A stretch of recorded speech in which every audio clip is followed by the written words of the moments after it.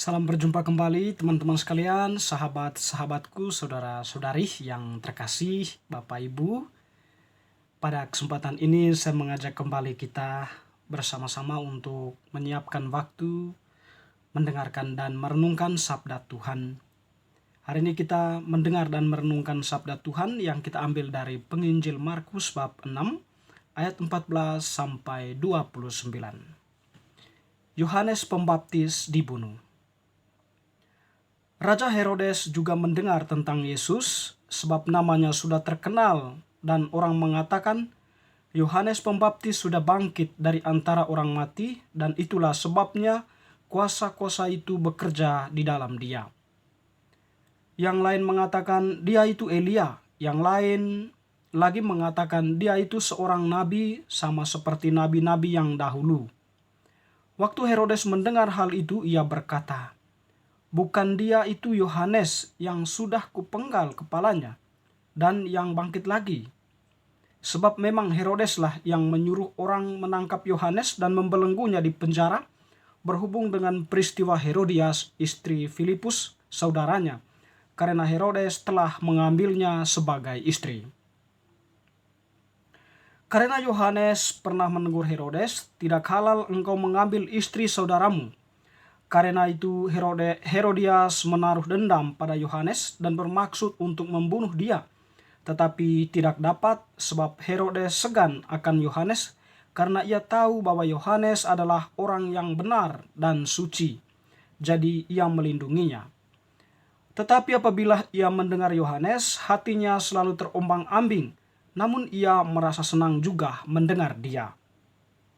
Akhirnya tiba juga kesempatan yang baik bagi Herodias ketika Herodes pada hari ulang tahunnya mengadakan perjamuan untuk pembesar-pembesarnya, perwira-perwiranya, dan orang-orang terkemuka di Galilea. Pada waktu itu anak perempuan Herodias tampil lalu menari, dan ia menyukakan hati Herodes dan tamu-tamunya. Raja berkata kepada gadis itu, minta daripadaku apa saja yang kau ingini, maka akan kuberikan kepadamu. Lalu bersumpah kepadanya, apa saja yang kau minta akan kuberikan kepadamu, sekalipun setengah dari kerajaanku. Anak itu pergi dan menanyakan ibunya, apa yang harus kuminta? Jawabnya, kepala Yohanes Pembaptis. Maka cepat-cepat ia pergi kepada raja dan meminta, aku mau supaya sekarang juga engkau berikan kepadaku kepala Yohanes Pembaptis di sebuah talam.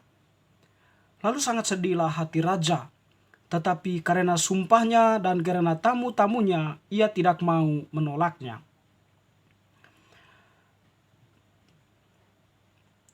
Maka cepat-cepat ia pergi kepada raja dan meminta, aku mau supaya sekarang juga engkau memberikan kepadaku kepala Yohanes Pembaptis di sebuah talam. Lalu sangat sedihlah hati raja, tetapi karena sumpahnya dan karena tamu-tamunya, ia tidak mau menolaknya. Raja segera menyuruh seorang pengawal dengan perintah supaya mengambil kepala Yohanes. Orang itu pergi dan memenggal kepala Yohanes di penjara. Ia membawa kepala itu di sebuah talam dan memberikannya kepada gadis itu, dan gadis itu memberikannya pula kepada ibunya. Ketika murid-murid Yohanes mendengar hal itu, mereka datang dan mengambil mayatnya, lalu membaringkannya dalam kuburan. Demikianlah Injil Tuhan, terpujilah Kristus. Bapak, Ibu, teman-teman, sahabat-sahabat, saudara-saudariku yang terkasih, pada kesempatan ini kita mendengarkan suatu peristiwa di mana penginjil Markus menampilkan kepada kita Yohanes Pembaptis dibunuh sebagai kurban kejahatan. Teman-teman yang terkasih, menarik bahwa konteks yang ditampilkan dari peristiwa ini adalah Herodias, istri Filipus, saudara Herodes, sangat benci dengan Yohanes Pembaptis. Dia benci karena dia pernah ditegur oleh Yohanes bahwa secara tidak langsung dia merasa tersinggung dengan teguran Yohanes Pembaptis kepada Herodes, Raja Herodes, yang mempunyai niat untuk mengambil Herodias sebagai istrinya. Ketersinggungan itu terpendam lama dan menjadi rasa benci yang mendalam terhadap Yohanes Pembaptis. Sehingga pada suatu kesempatan yang baik, Herodias menang atas Yohanes Pembaptis, di mana di situ Herodias menggunakan senjata ampuhnya, memanfaatkan momen di mana dia memanfaatkan sumpah Raja Herodes untuk membunuh Yohanes Pembaptis. Yohanes Pembaptis dipenggal kepalanya atas permintaan Herodias, di mana karena rasa benci, rasa marah yang begitu mendalam, dia lempiaskan dengan memenggal kepala Yohanes Pembaptis lalu menyimpannya dalam sebuah talam. Teman-teman yang terkasih, menarik bahwa pesan untuk kita dari bacaan hari ini, ternyata rasa benci yang mendalam itu menjadi akar dari semua persoalan kita terhadap orang lain, ya.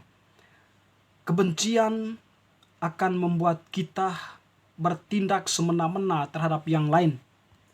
Kebencian akan membuat kita bertindak tidak jujur. Kebencian membuat kita bertindak tidak adil. Kebencian menimbulkan intoleransi, ya. Kebencian juga akan membuat kita berada di dalam suatu keegoisan diri, ya. Dan kebencian juga membuat kita melihat saudara kita bukan sebagai subjek seperti diri kita sendiri, tetapi sebagai objek yang perlu ditindas, digilas demikian rupa demi kepentingan pribadi. Sekiranya itulah gambaran dari Herodias, perempuan yang dikuasai oleh kebencian yang mendalam, sehingga dia pun mengalahkan Yohanes dengan memenggal kepalanya. Kebencian ini tentu juga kita alami, ya, atau dendam. Rasa benci itu menumpuk dalam diri kita yang memungkinkan kita untuk dendam terhadap yang lain ataupun tindakan-tindakan yang telah kita sebutkan tadi.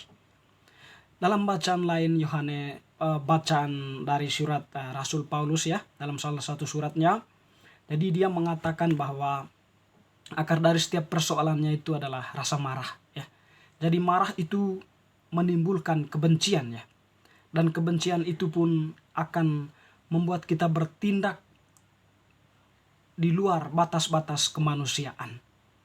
Kita mungkin pernah mengalami pengalaman seperti itu. Kita mengorbankan yang lain karena kita marah dengan dia. Kita benci dengan dia. Kita bahkan bertindak semena-mena terhadap yang lain karena kita benci dengan dia. Tetapi tindakan-tindakan kita itu, sadar atau tidak kita sadari, kita telah mengesampingkan suatu kesadaran di mana kita di mata Tuhan begitu berharga. Tuhan sangat menghormati hidup kita. Tuhan melalui salibnya membela kehidupan kita dari kuasa kegelapan. Di mata Tuhan, manusia itu ingin dibahagiakan, ingin disejahterakan. Apapun yang menjadi tantangan dari perjuangan Tuhan membela manusia, dia hadapi. Termasuk dalam hal ini adalah kejahatan. Teman-teman yang terkasih, hukum yang pernah disampaikan oleh Tuhan kepada kita adalah hukum kasih.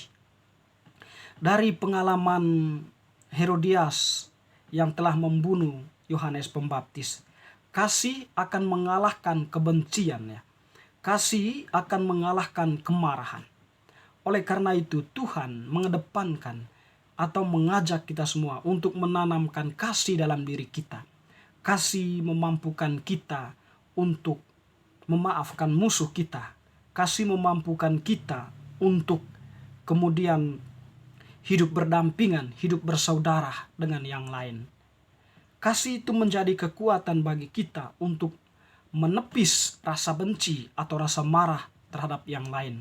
Saya meyakini bahwa ketiadaan kasih di dalam diri Herodias memungkinkan dia membunuh Yohanes Pembaptis. Teman-teman, saudara-saudariku yang terkasih, bacaan hari ini mengajak kita untuk jangan menaruh rasa marah, rasa dendam yang dalam terhadap yang lain. Tetapi hayatilah kasih, hukum kasih yang disampaikan oleh Tuhan.